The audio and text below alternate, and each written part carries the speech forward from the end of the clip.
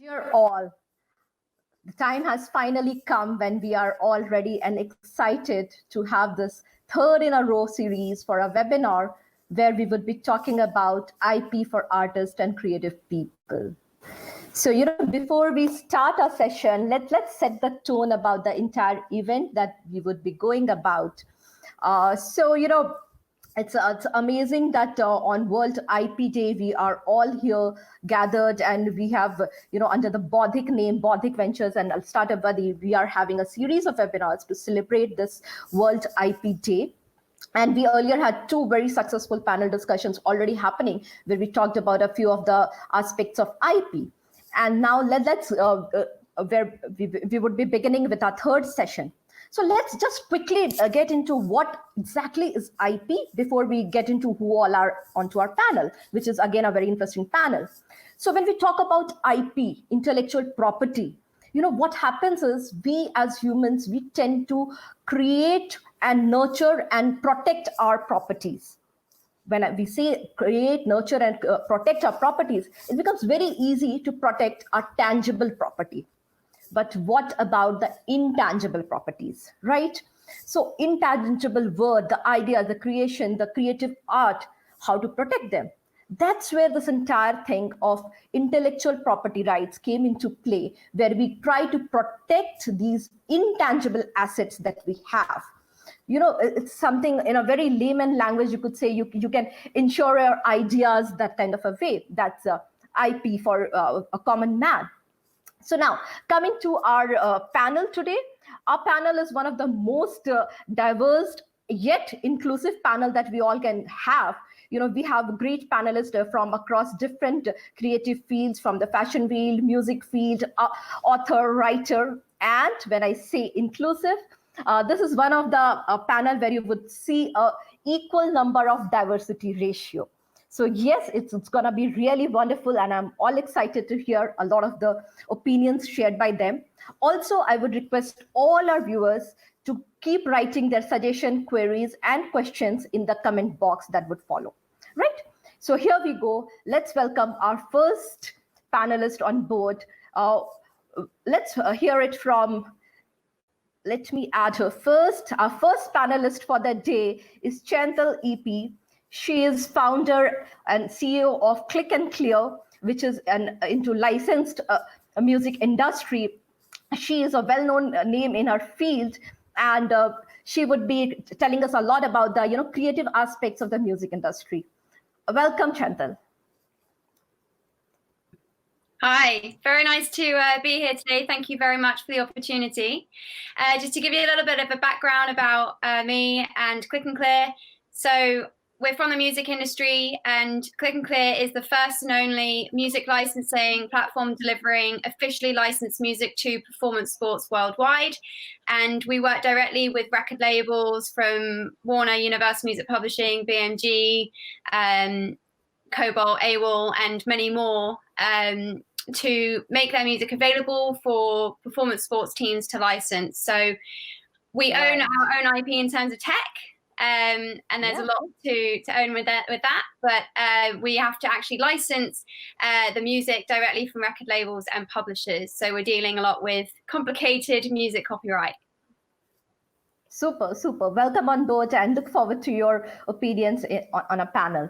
Next, I would bring on board another big name. We all know him. He's again from our music industry. Let me bring on Raghav Sachar, and let's hear it from him. Welcome, Raghav. Raghav, as we all know, is a big name in the... Hi, Raghav. He is from a music industry. He's a singer, composer, and film scorer.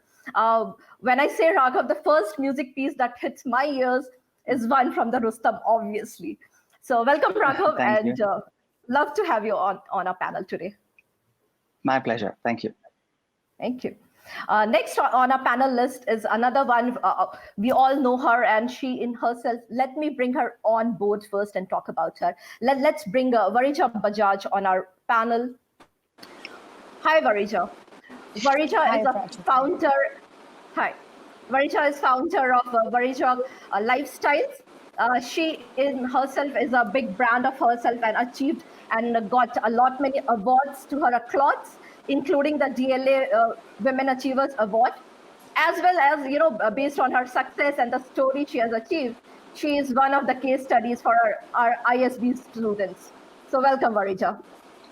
Thank you. An absolute pleasure, Prajita. Thank you. And I look forward to an interactive session from people from various sectors. Good to see you, Raghav. Good to see you, Chantal. Pleasure. Next on our board is, next on our panel board is Jerry. Let me bring Jerry first. Hi, Jerry. Are you there? Namaste, everybody. So Jerry is Good afternoon. Namaste. Good afternoon. So let me introduce Jerry. Parshita, Jerry good is my afternoon. Chantal, Raghav, and Varija, good afternoon to you too. Yeah. So for the sake of all our audience, let me introduce and say a few words about Jerry.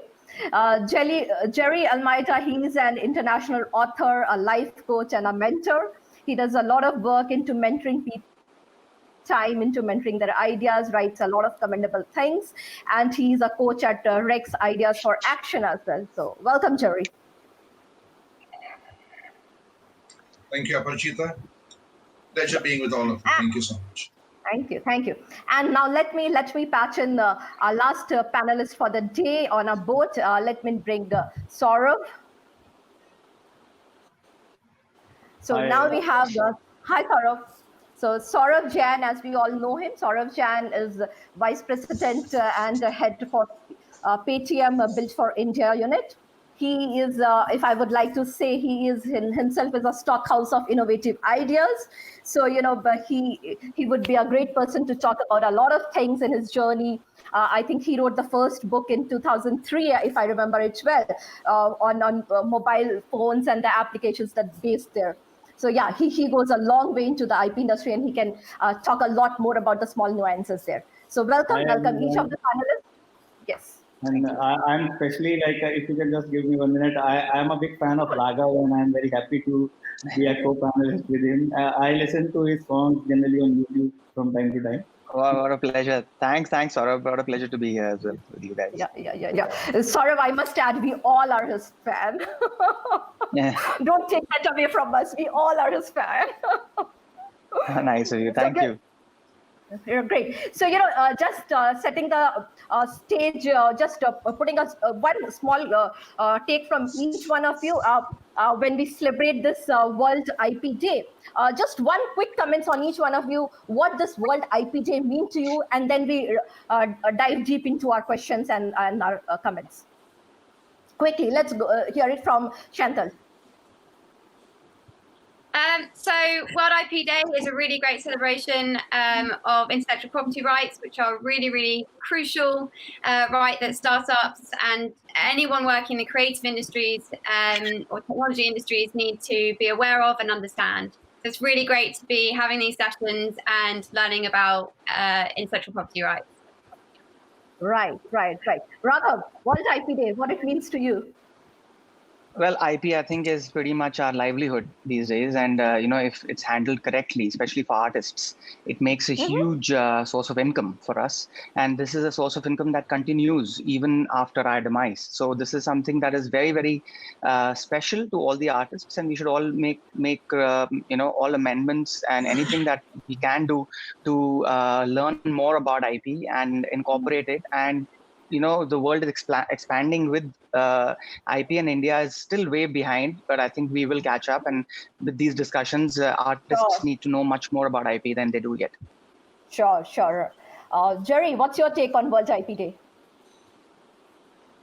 So I come from a different field, unlike Chantal and Raghav, who are more into the music field. I've been in that field earlier, but I think what the World IP Day should celebrate is that we need to kind of respect people's intellectual property, not plagiarize their ideas, not steal their work.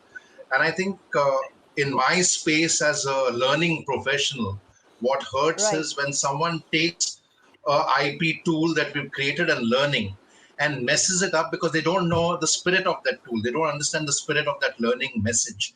So that really hurts because even the participants who attend those learning programs get the wrong ideas and the wrong insight. So I think it's very important to respect intellectual property and not plagiarize and not kind of take things from there. Thanks.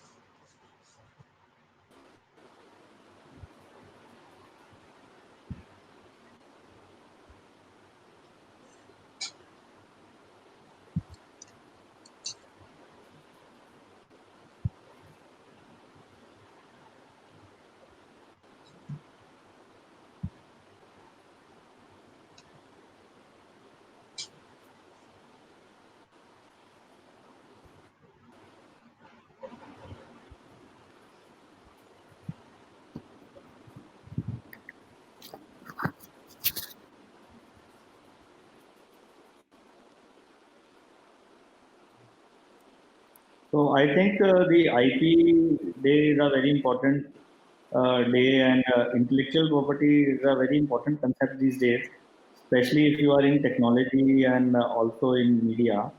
And I have been part of many media events also in the past, and I know that the people in media, they take IP very seriously. Even technologies require a lot of IP. And I would also like to emphasize that IP is not just the copyright and patent, it is even the open copyright licenses, and all the open source movement is also based on IP, which is a very important aspect of IP, which is generally neglected, because we generally think that IP is just about owning the IP, but even sharing the IP is also a very big thing.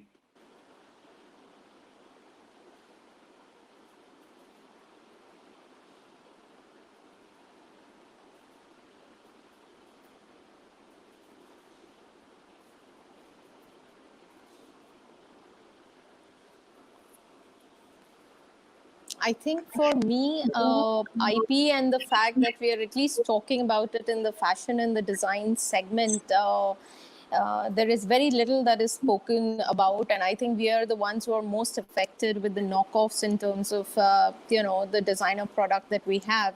Of course, there is a big question as to how viable it is to to have copyrights on our designs because of the short lifespan of our collections, unless if it is like extremely handcrafted or there is some technology that goes behind garments. But I think the other aspect, we always look at IP as something to defend our intellectual property, but very little has been spoken or has been understood by the design fraternity in terms of IP assets or the valuation that is required when it comes to starting a brand, under your existing IP. So I think that is a space that a lot of designers and a lot of lifestyle brands are completely unaware of. It's always looked at as a very defensive, protective act and not as an asset. So I look forward to having a discussion around that.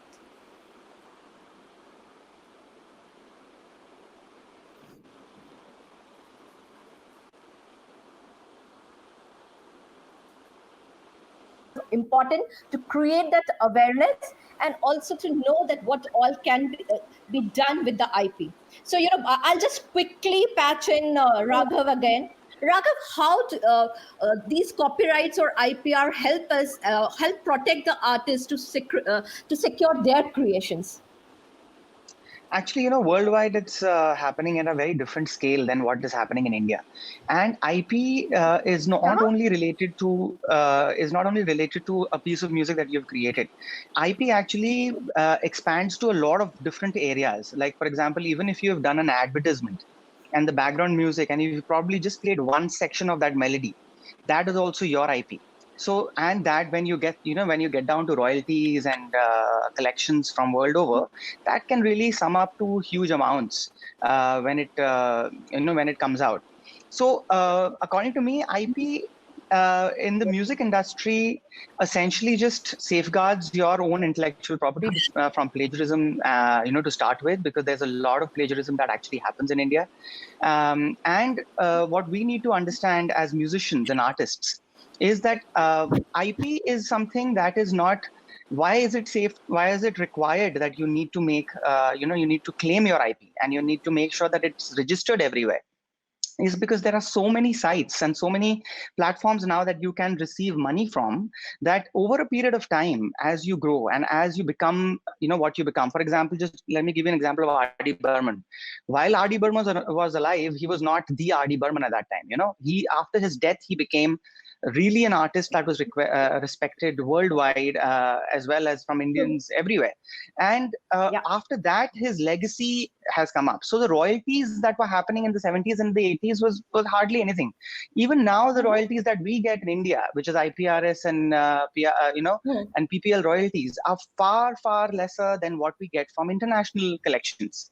So you can just imagine how defective our IP collections are in comparison to the others. So I think this is going to improve over a period of time. So the most important thing for artists is to get an hand and an idea of what IP is and why is it required for them to register it.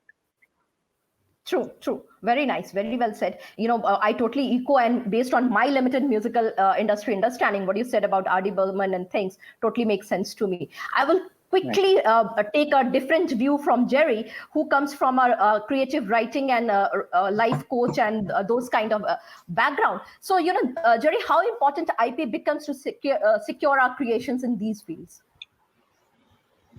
Like I spoke about it earlier, it's very essential to safeguard your IP, not only because of royalties like what Raghav spoke about.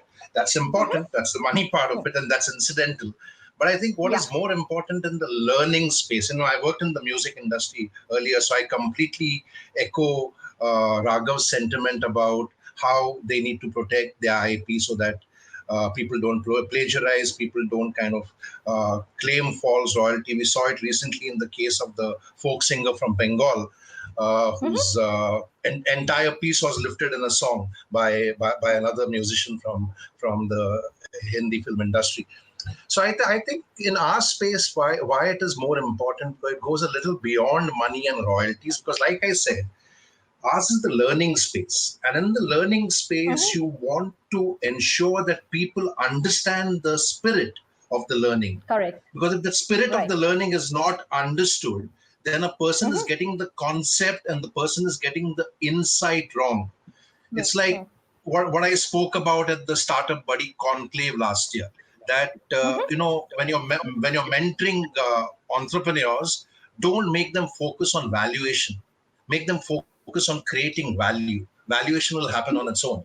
So it's similar in our field, that in the learning space, in the mentoring space, because we are training people in Fortune 500 companies and coaching people in an organization. So they have to understand the spirit of how a particular learning insight works, and the depth and the spirit and the ethos of it. So I think money is important, and that balance, it's a balance, to use it in Indian terms, Lakshmi and Saraswati balance. So that's what. Correct.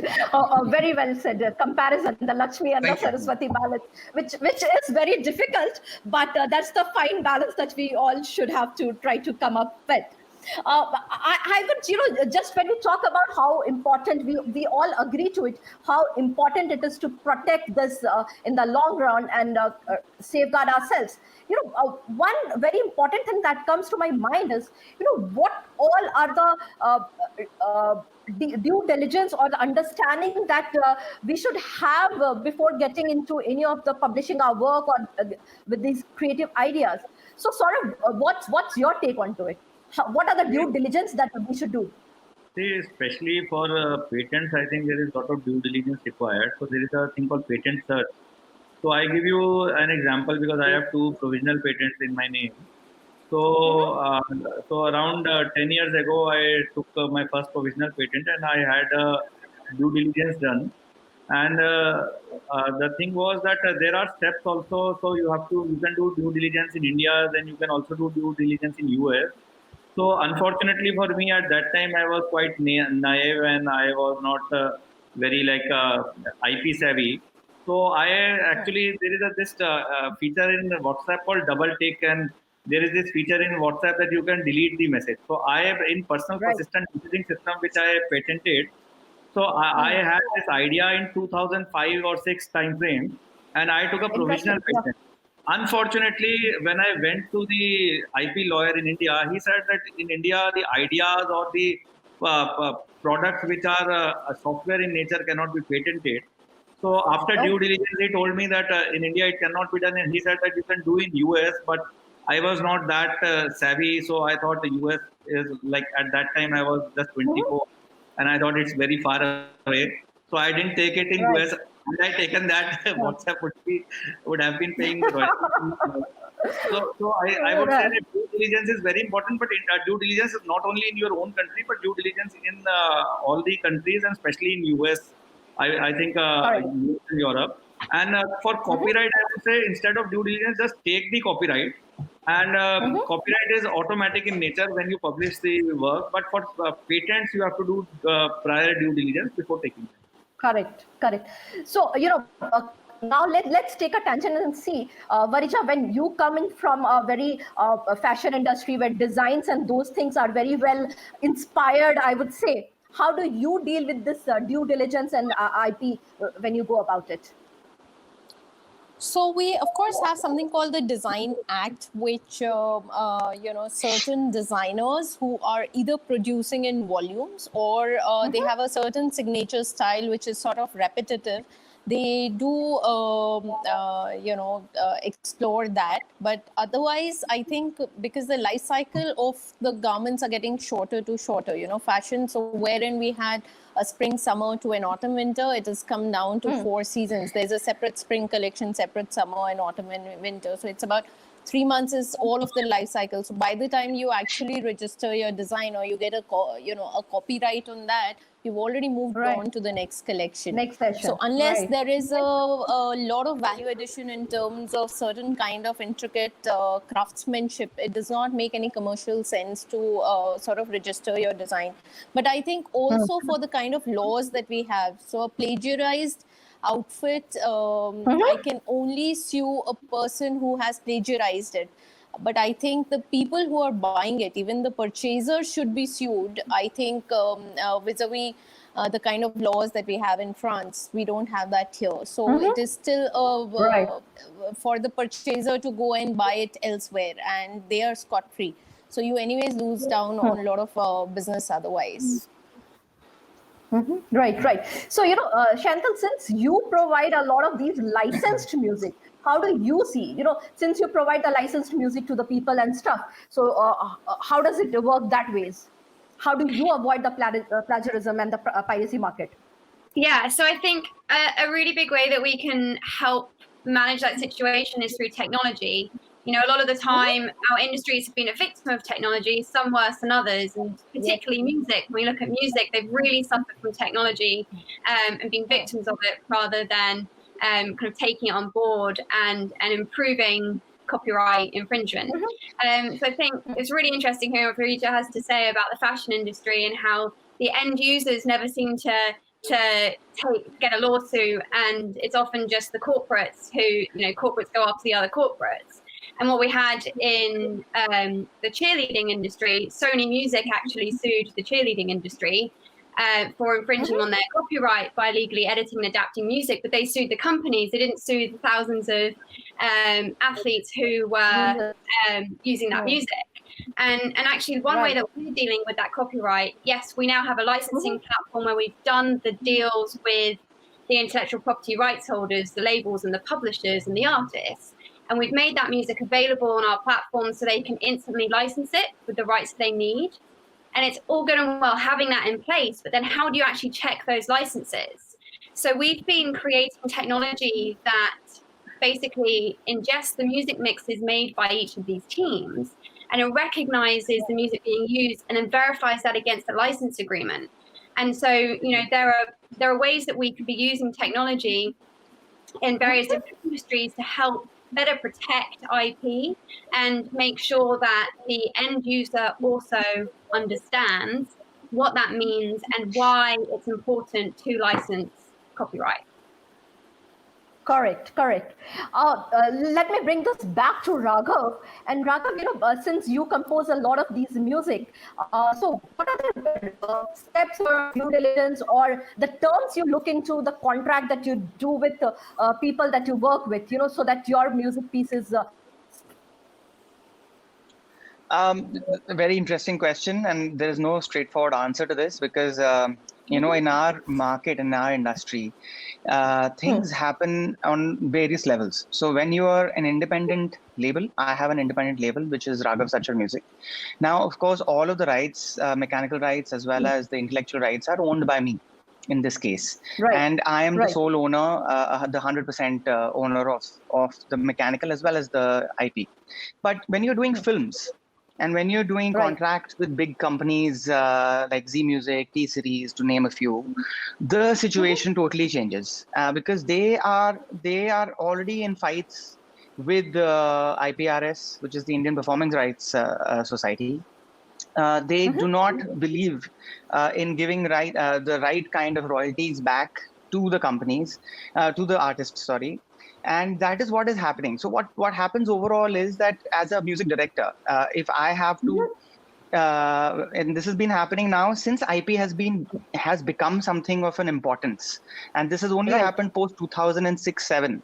Before that, IP was considered, and even if you see contracts which were there in the earlier days, it was absolutely very random contracts were there. Now, IP, they are also mentioning in contracts that any technology that comes in the future, this is all licensed to the world and the entire universe. I mean, they are basically going all nuts now to make sure that the IP belongs to the company for a long period of time. The Sure. biggest drawback Sure. that we have as artists in India is that there is no union. There needs to be a union. If there is a union, and I think that goes for any IP, I mean, whether fashion or anything else, if there is a proper Right. union that is there, and people say that, okay, if you do not give us our rights, and if you do not let us sign the contracts the way, and you take off these clauses from the contracts, Right. we will not Correct. give you the You are songs. We trying will to not perform. change the fine balance. Yes, you are trying to say that you Yeah, have it changed the cannot. fine balance. Correct. Correct. Yes, but it cannot I happen do that. independently, individually. That is Yes. the biggest Yes. issue. And whenever Right. you have had people who have tried to do that, they have been shunned out of the industry or made sure that they are boycotted. So it needs Yes. to happen from a collective union. That is the biggest drawback, I feel, and that is where the West is really doing well.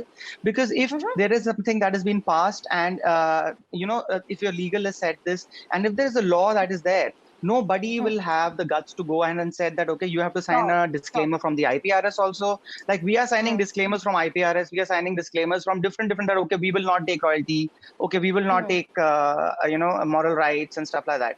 That's the reason 90% of the money that are 99% of the royalties that artists get today, and including myself, are not from India, and they are from abroad. So imagine the Indians who are utilizing your music and hearing the music. If I'm earning 100 rupees from a PRS, which is a London-based company, which is only looking into London and Europe, and I'm getting in respect to that 1 rupee that is coming to me from IPRS. How does that even make sense? You're making Hindi music for Indians, Correct. and that is being consumed by Indians in India.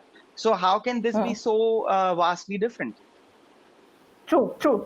This entire conversation is getting really interesting, and I could see a lot of comments and questions popping up from our viewers. So, I would take a few. And the first one that I'm bringing online, which is, trying to amalgate the two situations, the IP and the current COVID situation. So, Saurabh, I would pose this one for you. I'll just read that out. It's saying, any take on Open COVID Pledge, which is being heavily supported by several enterprises globally, where they are releasing hundreds of thousands of patents for use worldwide by researchers, scientists, and others who are working end to end to minimize the impact of disease. What about these kind of patents? I think this is a very good step by all the companies who are releasing their patents, because in patents, what I have seen is that there is less innovation because many companies have patent portfolios. And like in copyright, obviously the artists want the copyright, but in patents it becomes the other way around, where there are companies who just own the patents, who don't have the actual technology on ground, and they become sort of people who stop innovation. So when companies come, they open their portfolios, and they allow startups to use them and create new stuff. That I think is very useful, because especially in this time, because even doing a IP licensing thing will take months.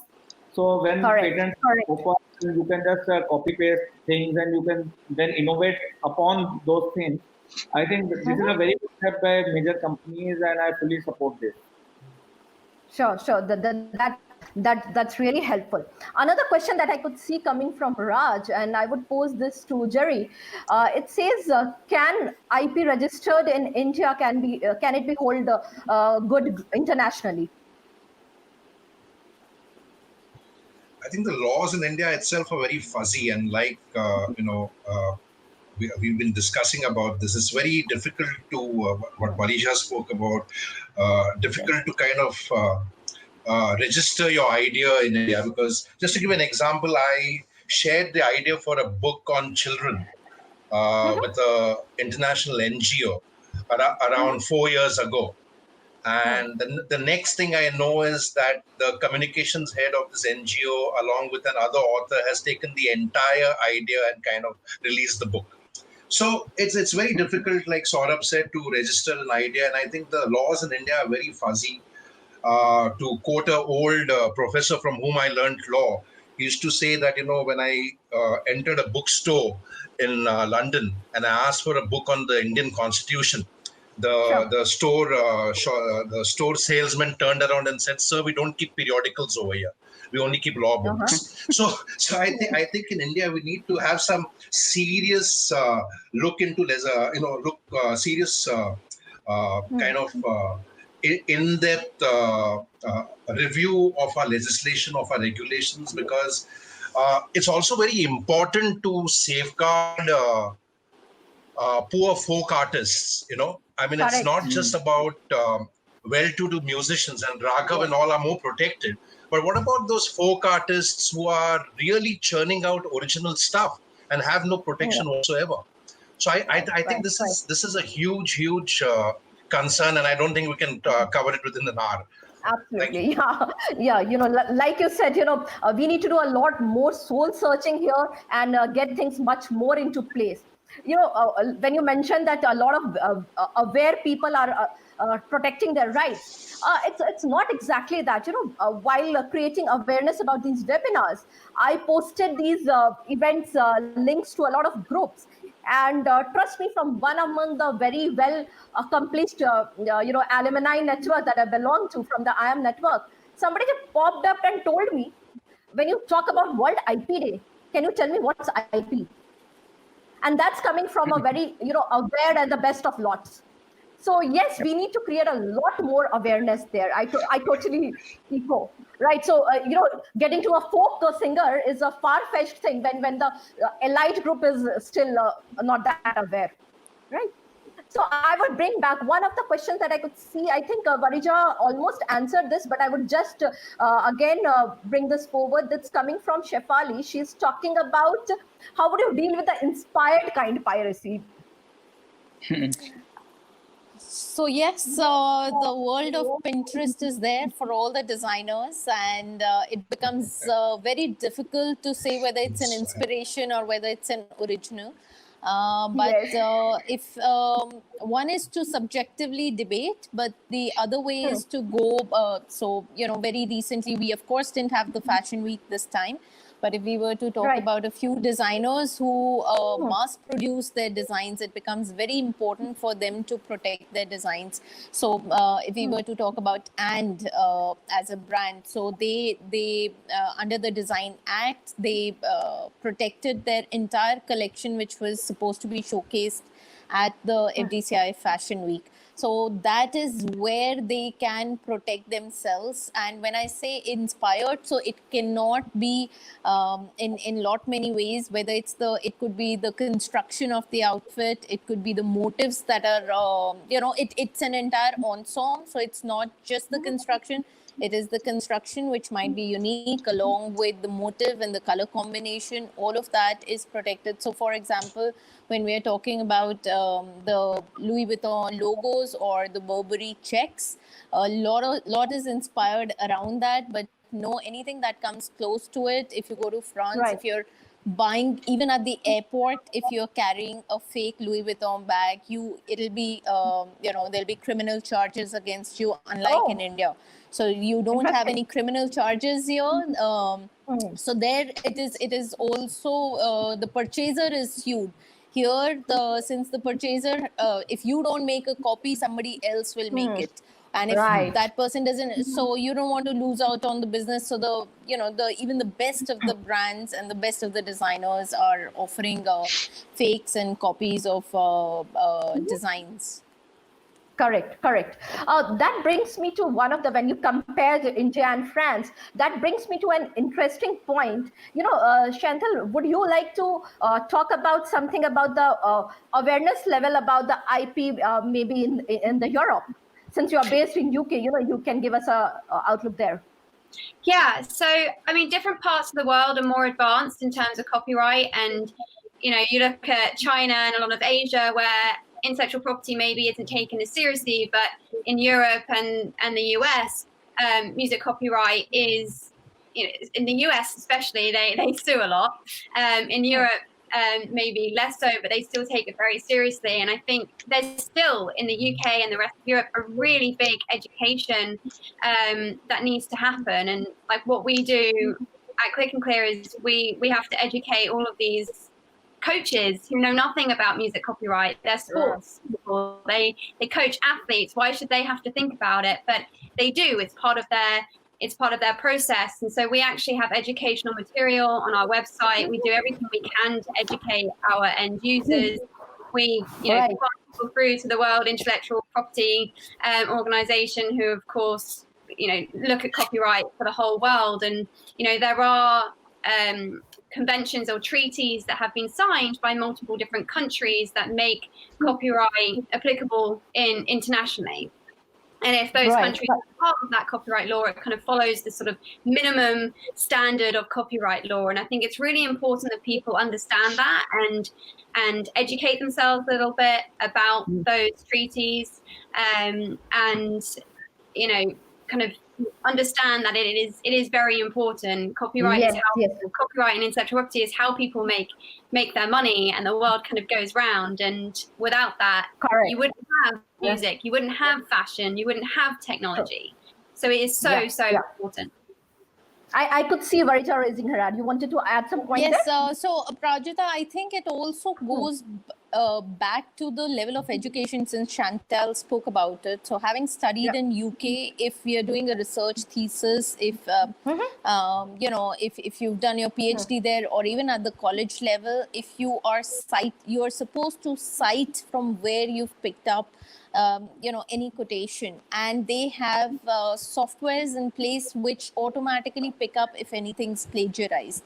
And it is criminal to plagiarize anybody, and Jerry would vouch for that. So especially the books that are being written in all sort of spheres, plagiarism is an absolutely no when it comes to in that sphere. But in India, we just let go. I don't think we have even in the educational system, we don't have any such softwares, nor are our teachers well read about wherein they can pick up that this is a copy or it's been picked up. So I think if that is ingrained and ingrained at the college and the school level, I think that'll help.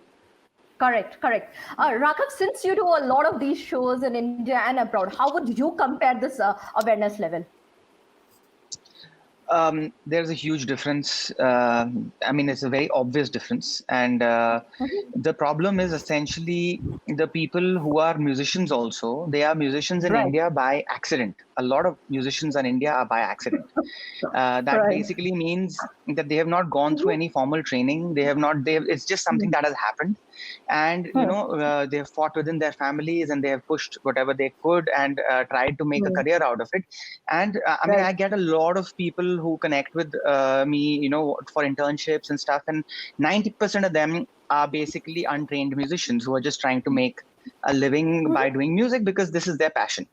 Now, with technology, music has also become far easier to create, because earlier you would play a lot of instruments, you would learn a lot of instruments, and then you would imply that into your music. Now, literally, without Sure. knowing how to play a single instrument, you can just Hmm. be a smart musician, as I would call it, and you would have sample libraries that are there, and these loops that are there, and you Just just arrange them.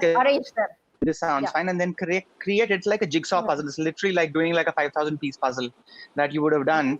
But a person who's like a a musical talent, who has these ideas and how you can change the key, how you can change the pitch, how you can flex time it, and so on and so forth. There are a lot of things that are available now for people to become musicians, and it's, I mean, in a very good way, it's fabulous because it's very therapeutic.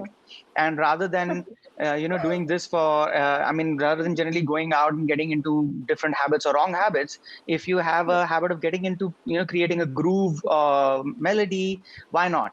But now what happens with all of this is that your own ingestion of your own ideas is fairly less, and you're only contemplating to see, okay, what can I get from this, what can I get from that.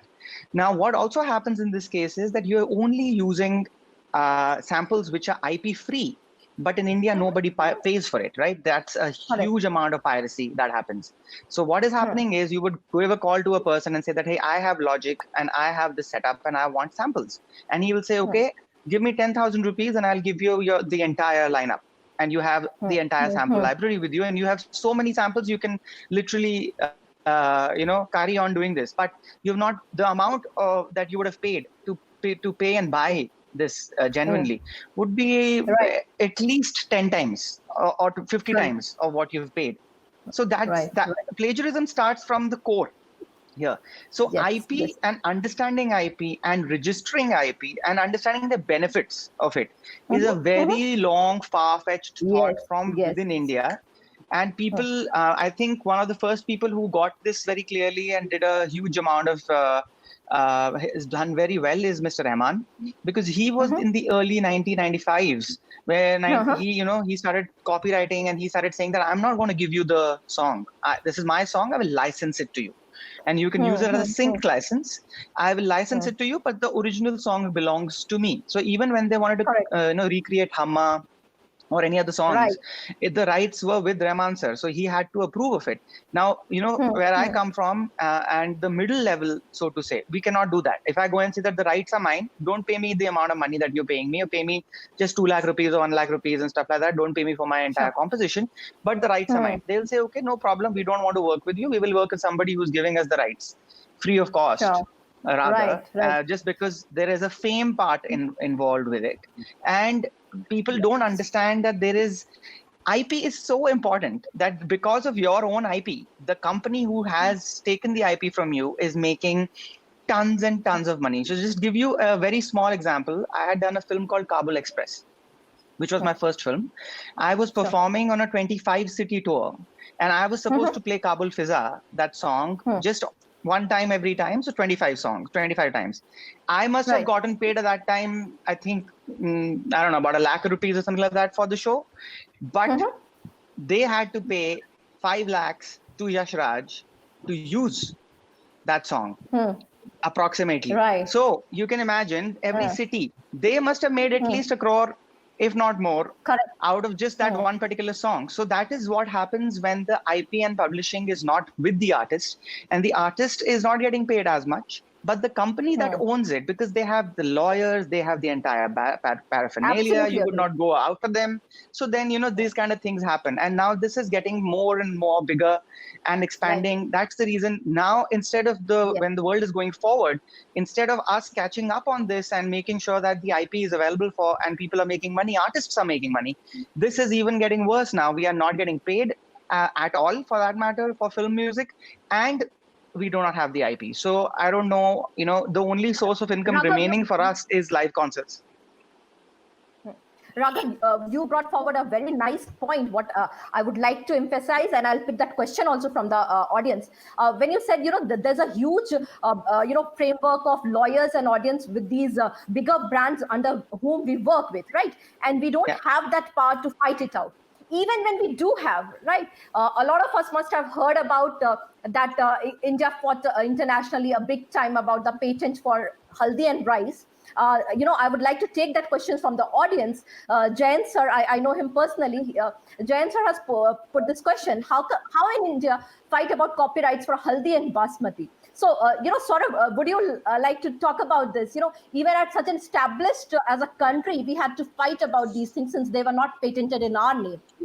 Haldi and Basmati, as far as I know, the commodities were not patented. The use in particular situations were patented, which I heard, and that too, generally it's a patent, not a copyright. Right. And patent also like a so as far as I remember, the Haldi one was that the person who took the patent, he said that Haldi can be used with milk, and the Haldi milk is very good for health and all those things. So as far as the law is concerned, obviously the patent was valid, but then I remember Indians fought, and then I think patent got invalidated. So like with any other laws, we can always, smartly tweak around with things, and Yes.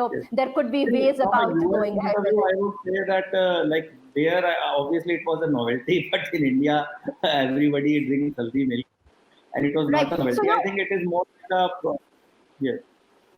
Yeah. So what I So would like I to think bring it is that. more like no, clear.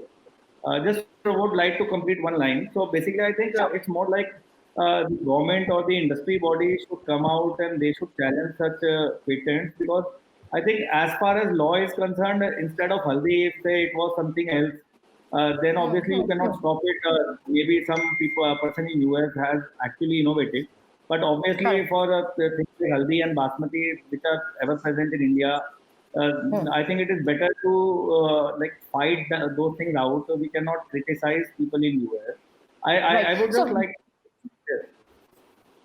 Yeah, what I would like to bring this with our context is like, as far as I could remember, we fought it hard with Haldi and Basmati, and this brings it to the point, the importance of IP.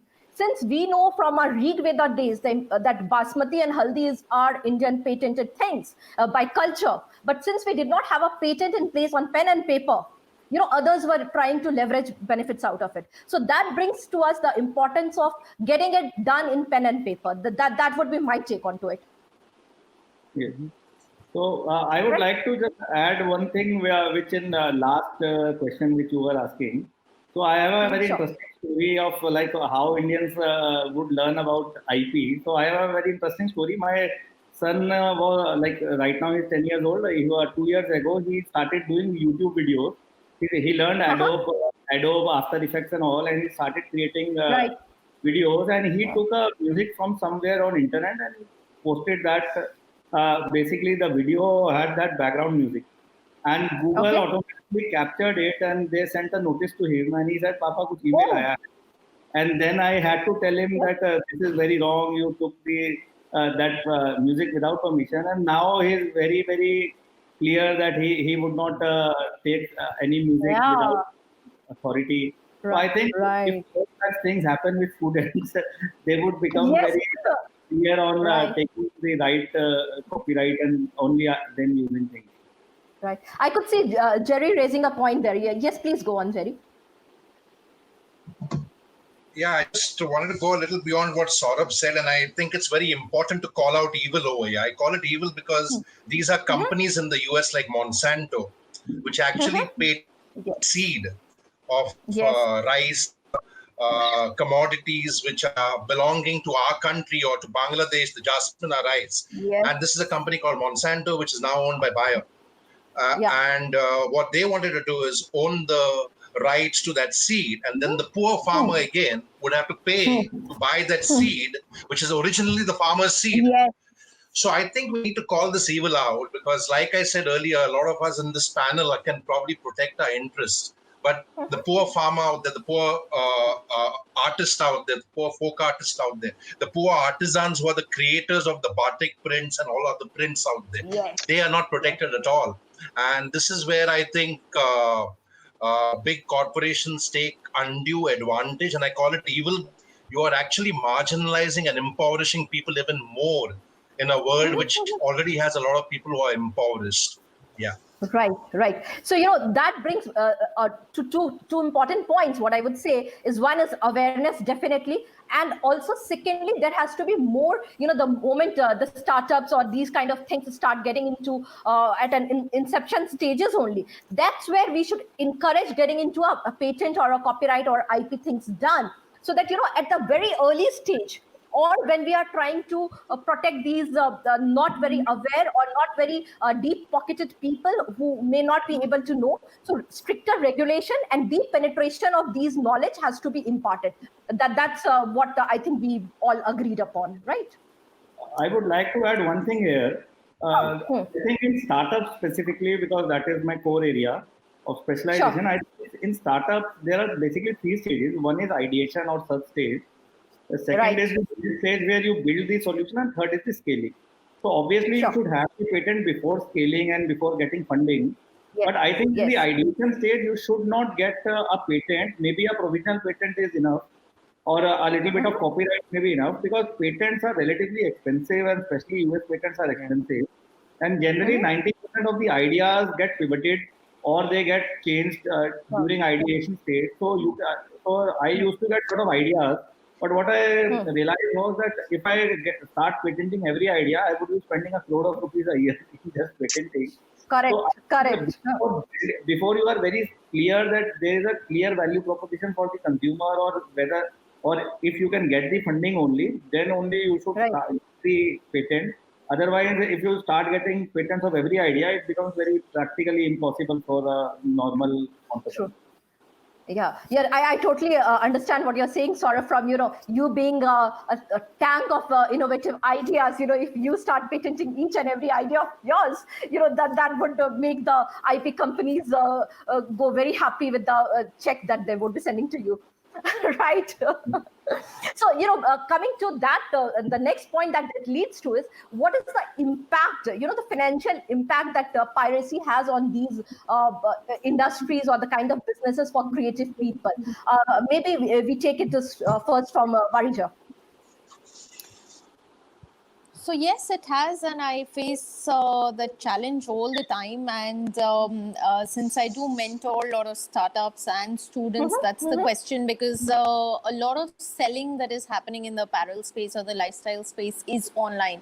So your design is out there. Anybody can copy it. You can be an inspiration to your next door neighbor who's probably making clothes out of their own garage, and it's an unbranded product. And there are, more often than not, there are occasions where your knockoffs are selling right next to you. There could be exhibitions, there could be retail spaces. So, one of the challenge. So that's the challenge that we face now as a designer. How do we protect that? So there has to be a hack. So so there has to be a hack in every development that we're making. So even at the story level, even at the design, even at the sketch level, the first question that we ask ourselves is, kya ye pehle bana hua hai? Is somebody already selling something like this before? Even from the embroidery perspective, even from the textile perspective, we are always on a lookout for something new and something unique. But if it is already selling in the mass market, we are probably, and we look at those spaces where we can we can develop the product where it becomes very difficult to reach. So you reach out to the textile manufacturers, or you incorporate certain yarns which are not easily available. So that is what the fashion designers are doing. They're trying to create something unique, something difficult, so that the knockoffs take a longer time and they can reap the benefits of their creativity. So that's the only thing what we can do, is move faster than our copycats. I think in a place like India, where the IP laws are not that strict, I think that's the best survival method. Your statement brings me to a question that I can see from the audience that talks about the similar thing. And maybe Chantal can take this for us. How do you see and balance these IP laws and motivating creativity? Very interesting one. That comes from Siddharth. So how do you do that? Good question. So,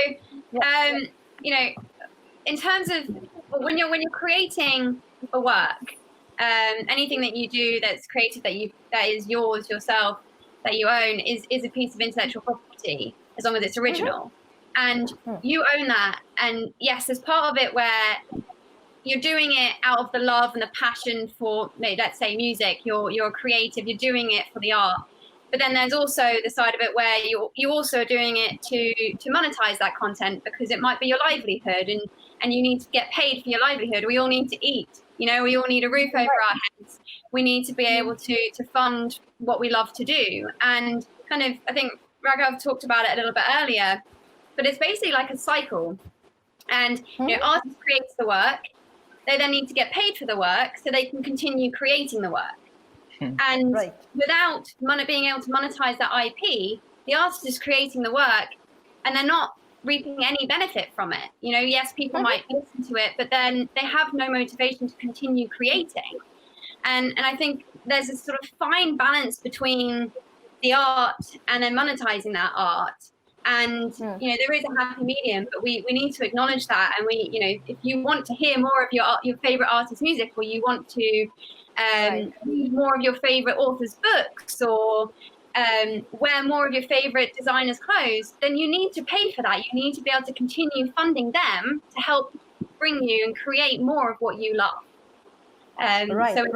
Very important balance. Right, Chantal. So, Jerry, your take on how you would like to see this protecting our rights versus motivating creativity. There is a fine thread. Do you see any do's and don'ts that could help this? So I think, like I said earlier, that protecting rights is important because you don't want that learning to be abused, especially in the learning phase.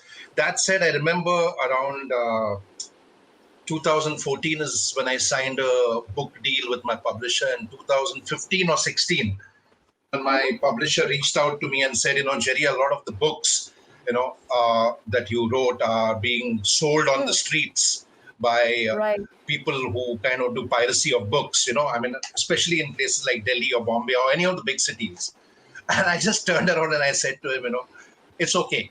As long as people read it and get to read the stories of the real heroes featured in there, I'm fine with it. So I think there are two ways of seeing this.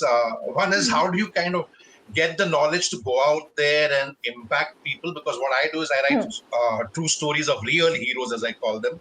They are not just movie stars or sports stars. They are ordinary people who are changing the world every day. So I want the stories to reach out, and I'm fine with that. So I'm fine with that piracy. But that said, I mean, it's knowledge, right? And sometimes I feel that knowledge should be free. It's what Rabindranath says in his poem, and one of his poems from Gitanjali, right? That knowledge should be free for everyone to benefit from. But at the same time, how do you kind of ensure that knowledge is, not to use a very strong word, not bastardized, so that it reaches in its pure form to people? That's what I would say. Thanks. Very nice. I would take one last question from our audience, and I would throw that to Saurav. Saurav, somebody has been asking, Satish has been asking us about, can anyone throw some light on product innovation IP? I know this is not much into the creative. Involves 3 steps, like I was telling. First, you have to search what to build. You have to understand the problem and the solution, the problem of the consumer, as well as what kind of solution you are building. Till you are not very clear, you would have a lot of ideas when you will brainstorm, but you would not be very clear about the value proposition. So till you are not clear about the value proposition, don't take IP. Maybe you can take a provisional patent because that is relatively cheap, or maybe you can take copyright, because automatically when you publish something, you get a copyright. But point is that beyond that, don't invest a lot of money during that time, because you will iterate very fast. And what you would be thinking 2 months before would be very different, and what you are thinking today would be very different.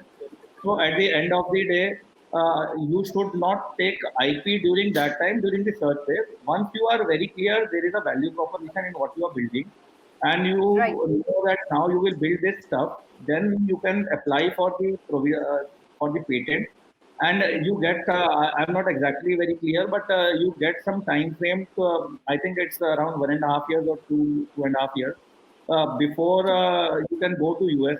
So you can do a Indian patent, and Indian patent allows you to go to US patent without any without any problem within I think 24 months or something.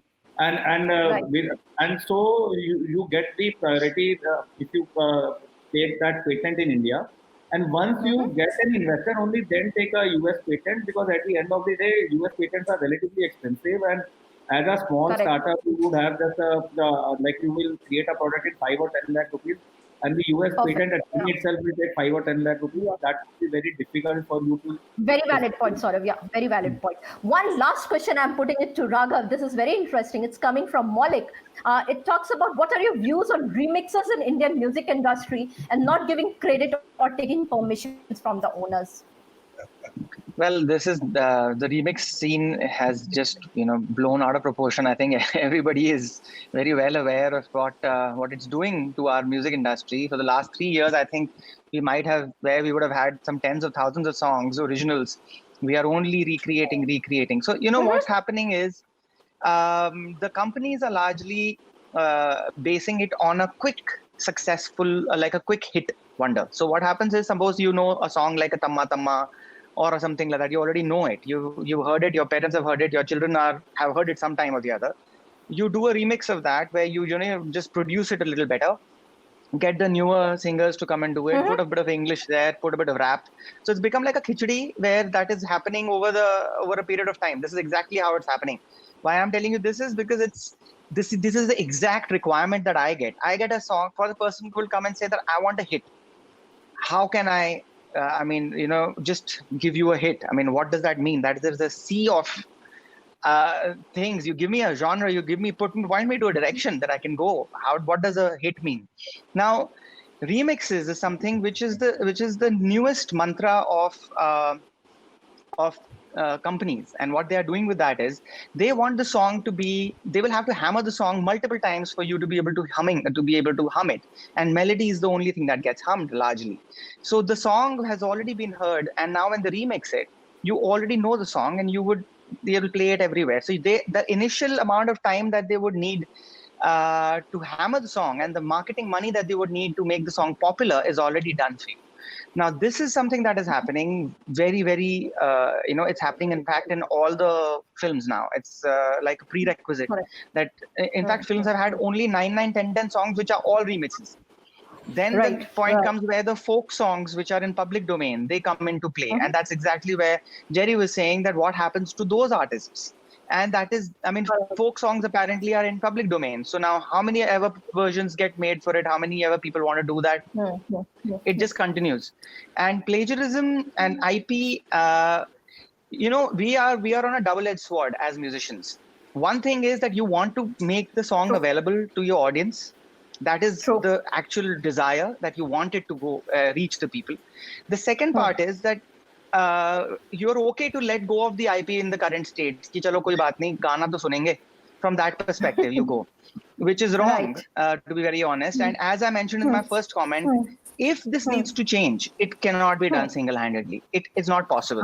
It has to be done through a union. And if the union is there very strong, then this will become such a massive source of income for every single musician, as far as ads are concerned, as far as, there is so much music that gets consumed in India, that if this IP kind of thing gets its footing right, you will not need, musicians would be millionaires.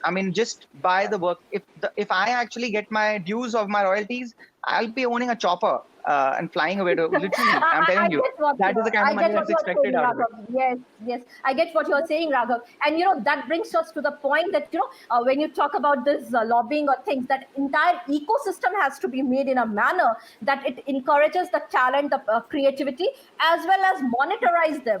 Like we spoke earlier during the initiation of our sessions, it's a balance between Lakshmi and Saraswati, right? We need to monetize and yet make the creativity should not die. So that's the fine balance we need to achieve, and that for that entire ecosystem has to come together. It cannot be done by one person single-handedly. I totally agree to what you have been saying. And, that brings me to the point that, we did not realize how time flies by while discussing such interesting topics. And I would personally like to thank each one of you for coming on our show and, sharing your views and talking about the IP things and onto different aspects of it. So a very big thanks to each one of you, and looking forward to interacting more in future. Thank you.